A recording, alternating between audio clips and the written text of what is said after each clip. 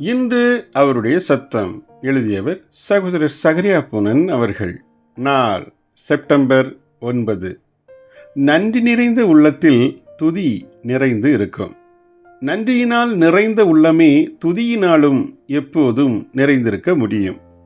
தேவன் தனக்கு செய்த ஒவ்வொரு செயலுக்கும் தங்கள் இருதயத்தில் நன்றியால் நிறைந்திருப்பவர்களுக்கு தேவன் எண்ணற்ற தமது ரட்சிப்பை அருளி மகிழ்ந்திடுவார். 10 குஷ்டரோகிகள் ஆண்டவர் இயேசுவிடம் வந்து, ஆண்டவரே, எங்களுக்கு இரங்கும் என சத்தமிட்ட போது அவர்கள் அனைவரையும் இயேசு சுகப்படுத்தினார் என நாம் யாவரும் அறிந்திருக்கிறோம். லூக்கா 17வது அதிகாரம் 12-14 வரை உள்ள வசனங்கள். இருப்பினும் அவர்கள் அனைவரும் ரட்சிப்பை கண்டடைந்தார்களா? இல்லை. அந்த 10 பேருக்கும் ரட்சிப்பை அருளவே இயேசு விரும்பினார்.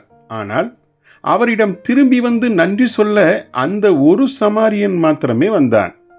இன்றும் இயேசு மூலமாய் சுகம் அல்லது நன்மை பெற்றிட விரும்புவர்கள் ஏராளம். ஆனால் அவைகளை பெற்ற பின்பு அவரை நேசித்து அவரண்டை வருபவர்கள் இந்த சமாரியனைப் போல ஒரு சிலரே இருக்கிறார்கள். ஆகவேதான் இந்த வெகு சிலரே அவர் தரும் ஜீவனை பெற்றுக்கொள்கிறார்கள். நன்றியால் நிறைந்து இயேசுவின் பாதத்தில் விழுந்து தொழுது கொண்ட அந்த சமாரியனிடம், உன் விசுவாசம் உன்னை ரட்சித்தது என இயேசு கூறினார். வசனம் 16-19 வரை. அவர் தந்த ரட்சிப்பை அந்த 9 குஷ்டரோகிகள் பெறாமலே போய்விட்டார்கள். வெறும் சுகத்தை மாத்திரமல்ல, முற்றுமுடிய தன்னை காத்து ரட்சிக்கும் இரட்சகரை அந்த சமாரியனே பெற்று சென்றார். எபேசியர் 5:20 கூறும், எல்லாவற்றிற்காகவும் தேவனை ஸ்தோத்தரிக்கும் ஜீவியம் ஆவியினால் எப்போதும் நிறைந்து வாழ்பவனுக்கே சாத்தியமாகிட முடியும்.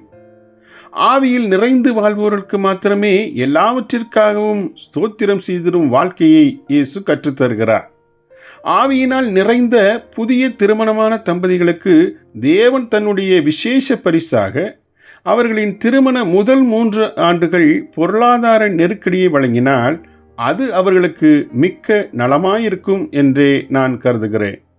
தங்கள் இல்லாமையிலும் தேவனை முறுமுறுக்காமல், தங்கள் கணவன் அல்லது மனைவியை முறுமுறுக்காமல், அந்த பொருளாதார நெருக்கடியிலும் மனரமியமாய் எப்போதும் துதி செலுத்தும் வாழ்க்கையை அந்த குறைவான 3 ஆண்டுகளில் கற்றுக்கொண்டதே இவர்கள் தேவனிடமிருந்து பெற்ற ஒப்பற்ற பரிசாகும். ஜெபிப்போமா.